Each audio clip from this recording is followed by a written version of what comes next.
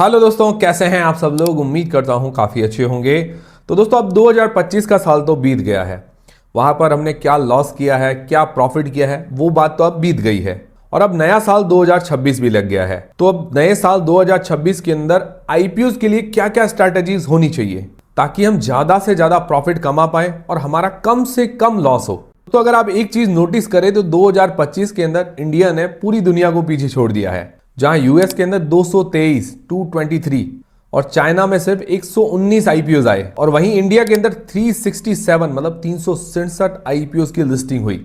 मतलब हम आईपीओ के मामले में अब ग्लोबल लीडर बन चुके हैं। लेकिन एक कड़वा सच भी सुनिए, 2024 के अंदर 67% आईपीओ ने लिस्टिंग वाले दिन बम्पर मुनाफा दिया, लेकिन 2025 में गिरकर ये सिर्फ 36% रह गया। एवरेज गेन जो पहले 30% था वो गिरकर अब 10% रह गया। इसका मतलब समझ रहे हो, 2026 में आईपीओ तो बहुत आएंगे बट पैसा वही बनाएगा जिसके पास सही स्ट्रैटेजी होगी, सिर्फ लक नहीं। आज हम वही एग्जैक्ट ब्लूप्रिंट शेयर करेंगे जो आपको 2026 का विनर बनाएगा। तो अभी एक बड़ा सवाल ये आता है कि व्हाई 2026 मैटर्स, मतलब 2026 का साल इतना इंपॉर्टेंट क्यों है और 2026 आईपीओ के लिए इतना बड़ा क्यों है। तो सबसे पहली बात है कि बिग नेम्स जैसे Jio telecom, SBI mutual fund, PhonePe, Flipkart, Kotak AMC, इन जैसे बड़े आईपीओ के साथ ही इस साल हम बड़े यूनिकॉर्न्स और प्रॉफिटेबल स्टार्टअप्स को मार्केट में उतरते हुए देख रहे हैं। दूसरी बात है लिक्विडिटी। अगर देखा जाए इंडियन रिटेल इन्वेस्टर्स का भरोसा स्टॉक मार्केट पर बढ़ रहा है, जिससे लिक्विडिटी और ज्यादा हो रही है। लेकिन याद रखिए, भीड़ के पीछे भागना बंद कीजिए। हाइप के चक्कर में लोग अक्सर कचरा स्टॉक्स बाय कर लेते हैं। तो 2026 स्मार्ट इन्वेस्टिंग का साल है, ब्लाइंड इन्वेस्टिंग का नहीं। तो देखिए दोस्तों, आईपीओ में अप्लाई करने से पहले स्ट्रैटेजीज होना जरूरी है, जो मैं हमेशा आपको कहता हूं कि आईपीओ शॉर्ट टर्म में रखना है या लॉन्ग टर्म में रखना है, ये सब पहले माइंड में क्लियर होना चाहिए। तो आइए जानते हैं 2026 के अंदर कौन कौन सी स्ट्रैटेजीज अपनानी चाहिए ताकि लॉस कम से कम हो और प्रॉफिट ज्यादा से ज्यादा हो। तो सबसे पहली जो स्ट्रैटेजी है, स्क्रीन बिफोर यू अप्लाई। मतलब आईपीओ अप्लाई करने से पहले स्क्रीनिंग जरूरी है। स्क्रीनिंग मतलब होता है पूरी उसकी जांच करना जरूरी है। वैसे हम अपने वीडियोस में करते ही हैं, बट हमें खुद भी करना जरूरी है। ये 4 चीजें जरूर चेक करें। सबसे पहली चीज, बिजनेस मॉडल।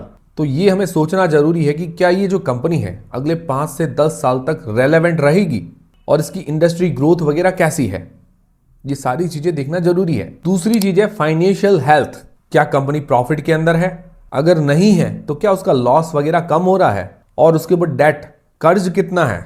ये सारी बातें ध्यान रखना बहुत जरूरी है, क्योंकि बिजनेस का फंडा यही होता है कि प्रॉफिट कमाना। कोई कंपनी प्रॉफिट ही नहीं कमा रही है तो मतलब क्या। फिर तीसरी बात आती है वैल्यूएशंस या कहीं पी रेशियो वगैरह, ये भी देखना जरूरी है। क्या कंपनी अपने पीयर्स के मुकाबले, मतलब जो इसकी पीयर्स कंपनीज है उनके मुकाबले सस्ती है या महंगी है, ये भी देखना बहुत जरूरी है। और देखिए, अगर वैल्यूएशंस जस्टिफाइड नहीं है तो उससे दूरी बनाना ही बेहतर है। चौथी चीज हमें देखनी चाहिए रेड फ्लैग्स। रेड फ्लैग्स मतलब क्या क्या ऐसी नेगेटिव रेड फ्लैग्स बातें हैं। अगर मान लो प्रमोटर्स अपना पूरा स्टेक बेचकर निकल रहे हो, मतलब जैसे ओएफएस वगैरह पूरा का पूरा ओएफएस होता है और प्रमोटर्स की हिस्सेदारी बहुत कम होती है, तो भी हमें सावधान रहना चाहिए। अब आपका सवाल ये होगा कि ये सारी डिटेल्स वगैरह हम कहां पर देखें।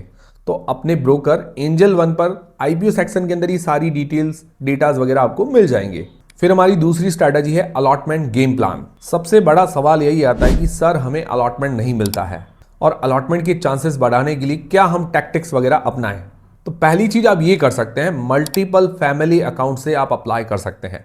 तो देखिए, एक ही पैन कार्ड से 10 लॉट अप्लाई करने का ज्यादा फायदा नहीं है, बल्कि जो अलग अलग फैमिली मेंबर्स है जैसे मम्मी, पापा, स्पाउस मतलब जो वाइफ वगैरह है, भाई है, तो अलग अलग फैमिली मेंबर्स के डीमेट अकाउंट से एक एक लॉट अप्लाई करेंगे तो उनसे ज्यादा फायदा है, क्योंकि पैन कार्ड अलग अलग अकाउंट होगा और चांसेस थोड़े से ज्यादा बढ़ जाएंगे। दूसरी चीज हमें यह ध्यान रखनी है कि avoid multiple brokers with same pan. मतलब एक ही पैन कार्ड से, जैसे मेरा अकाउंट एंजल वन में भी है, किसी और डीमेट अकाउंट के अंदर भी है, ठीक है ना। अगर मैं दोनों से ही अप्लाई करूंगा, एक एंजल वन में लगा दिया, एक दूसरे ब्रोकर से लगा दिया, तो मेरी एप्लीकेशन रिजेक्ट हो जाएगी। लोग सोचते हैं कि एक ही पैन से एंजल वन में लगा दिया और अदर ब्रोकर के अंदर भी लगा दिया, तो इससे क्या है कि अलॉटमेंट के चांसेस बढ़ते हैं, और ये गलत है, आपकी एप्लीकेशन रिजेक्ट हो जाएगी। तो ट्राई करें एक ही डीमेट जैसे एंजल वन वगैरह है तो वहीं से आप अप्लाई करें। फिर तीसरी एक और चीज ध्यान रखनी है, द टाइमिंग विंडो। पहले दिन देखिए हमें सब्सक्रिप्शन वगैरह का रिस्पांस देखना चाहिए, और अगले 2-3 दिन तक भी अगर क्यूआईबीज का रिस्पांस जो है ठंडा है तो सोच समझ कर ही एंटर करें। और एंकर लिस्ट भी देखना जरूरी है कि एंकर्स के अंदर कौन कौन से बड़े इन्वेस्टर शामिल है। और एक चीज का ध्यान रखें, हमेशा कट ऑफ प्राइस पर ही अप्लाई करें। और टाइमिंग जो होती है आईपीओस की जनरली 10 से 4 होती है, ठीक है ना। और जो यूपीआई पेमेंट की लास्ट टाइमिंग होती है शाम 5 बजे तक, तो इस चीज का आप ध्यान रखें। फिर हमारी जो अगली स्ट्रैटेजी है लिस्टिंग डे प्लेबुक। होल्ड करें या सेल करें, इसी में सबसे ज्यादा लोग अटक जाते हैं।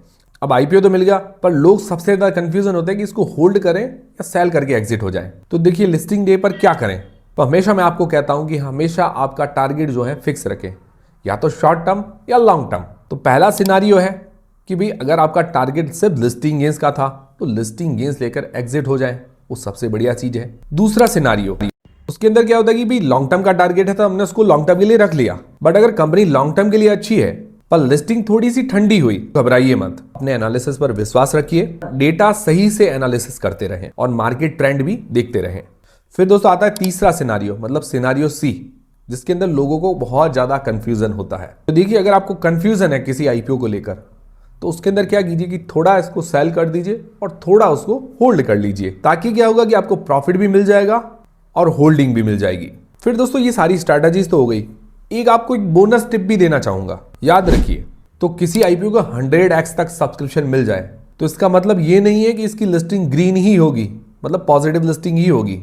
कई बार ऐसा होता है कि जो ओवर हाइप आईपीओ है लिस्टिंग के बाद क्रैश हो जाते हैं। बहुत सारे 2025 के अंदर ऐसे एग्जाम्पल थे। और कई बार ऐसे कम सब्सक्राइब्ड आईपीओज भी है जो थोड़े ठंडे होते हैं पर धीरे धीरे लॉन्ग टर्म में मल्टी बैगर बन जाते हैं। तो ये स्ट्रैटेजीज और बोनस टिप है। अब कंक्लूजन क्या है ओवरऑल, तो देखिए दोस्तों 2026 आईपीओस का समंदर है, क्योंकि 2026 में काफी बड़े बड़े आईपीओस भी आएंगे और काफी सारे आईपीओस भी आने वाले हैं। लेकिन आपको सिर्फ वही मछली पकड़नी है जो आपका पोर्टफोलियो बढ़ाए।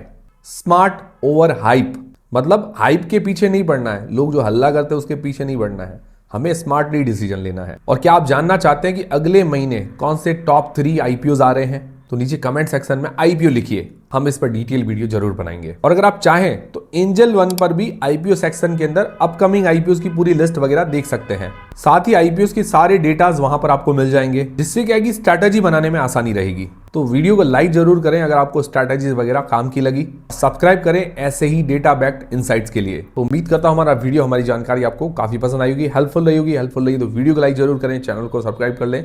मिलते हैं दोस्तों अगले वीडियो के अंदर।